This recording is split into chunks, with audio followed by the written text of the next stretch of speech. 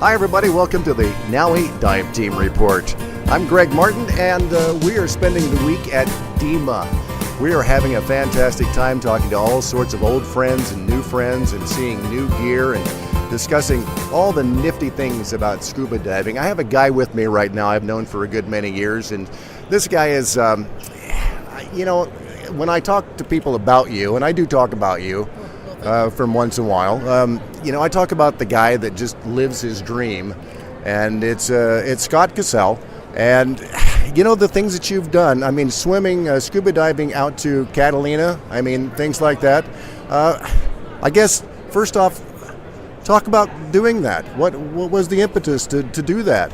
Well, you mean the 30-mile dive? That was an effort for me to get the media's attention on the plight of the sharks. With all the shark finning, we were losing between 70 and 150 million sharks a year to shark finning, and the media was underreporting it. So I thought, well, if I risk my life, maybe they'll actually find an interest there, like a world record attempt. So I tried to swim underwater nonstop from Catalina Island to San Pedro Harbor, and almost made it, but we had a technical glitch, and I almost drowned, and I ended up having pneumonia for 2 months after that effort. But after I surfaced, we fixed the problem, and even though I had water in my right lung, I still went underwater, and we finished it for another 8 hours underwater, a total of about 15 hours or so.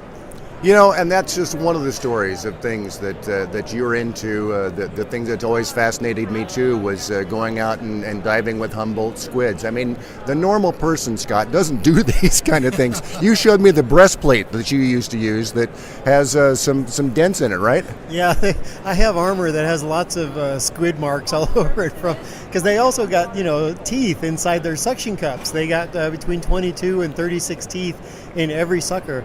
And they have 1,200 suckers. So when they grab onto you, it's like getting attacked by a whole bunch of angry cats all at the same time. And in the middle of that, they got that incredible beak, which is as big as a man's hand. So it can remove an orange-sized chunk of flesh every 3 seconds. So it's a significant animal. And the thing is that they're much more aggressive than sharks. They will actively try to feed on you. They don't really care if you're alive or dead. So it's a pretty incredible animal to come in contact with. But you go out and I used to call it, trolling. Trolling for Humboldt squid is kind of what you're doing, right? You're using yourself as bait. Is that what it is? Yeah, I was nicknamed the lure by the Mexicans that were helping us out. Bless their hearts. They told me, you go in the water with these things, you're going to die. I mean, they've been fishing these things since they were kids, and their whole life they've seen people die. Thank God it didn't happen very often, but every fisherman knew somebody who was hurt. And a couple of fishermen told me that they saw people fall overboard and never came back up, because you're inside of a feeding frenzy of animals that are approaching the size of a human, and they're more voracious feeder than any vertebrate. They can eat almost their whole body weight in just a 2-hour feeding. It's incredible creatures. I want to talk a little bit about the craft behind us, the Underwater Voyager Project, and another one of your pet projects, things that you love to do. Where did that come from? Talk a little bit about it. Well, the Undersea Voyager Project is a version of a project that one of my heroes wanted to do, Dr. Andreas Rechnitzer. He wanted to do this back in the 60s and 70s, and that was to do shallow water surveys across the world's oceans and look at the current health. Because even in the 60s, they knew the oceans were in trouble when there was only 3 billion people on the planet. And now we're approaching 7.5 billion people, and the draw and pressure on the oceans are unprecedented. And the mission of the Undersea Voyager Project is to take an active look by manned vehicles, not ROVs, but by people in the sea, to look at the conditions of the ocean and give that information away for free, both to scientists and to the media and to the general public. And so far it's working really well. As underfunded as we are, we still outperform big guys, occasionally even like NOAA. So I like the idea of throwing that in there, underfunded. Would you like to see some money? Oh my God, we'd always like to see money, but wouldn't everybody? But I will say that nobody on the staff of Undersea Voyager Project gets paid, including me, and I'm the founder. Every dime that we get is put into expeditions or getting equipment ready for expeditions. And my beautiful wife, Carrie, likes to express that we get 11 cents out of every dime, because we really do. And Blue Steel and Luminox are our largest supporters, and we wouldn't even exist if it wasn't for them. We don't get a lot of public donations. It's usually friends and these two wonderful corporate sponsors. That's fantastic. Now, you said something that just really fascinated me, too, because it struck home. I don't know if you're familiar with the name Captain Don Walsh. Don was one of the first two to go to the bottom of in the Trieste, went to the bottom of the Marianas Trench. Yes. And one of the things Don said was, we wanted to see it for ourselves. Yeah, exactly. I mean, we could have sent an unmanned vehicle with an old-fashioned film or television camera in a sphere like the bathyscaphe and not had any risk. But we wanted, as a society, American explorers wanted to be there. And we're not alone. I mean, the Trieste itself was built in Italy by Auguste Piccard. And his son was one of the two that went down on the bottom.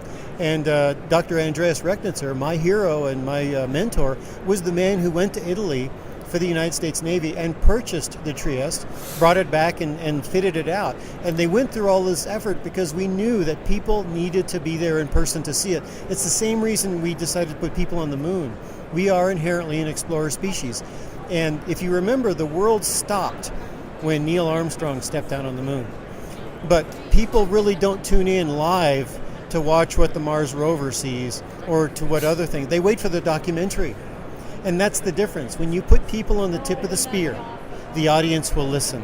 And that's why we do this, is to inspire young people to become explorers and scientists and technicians and mathematicians, to actually be part of the solution instead of just a consumer as a part of the problem. If people want more information about this, you've got a website?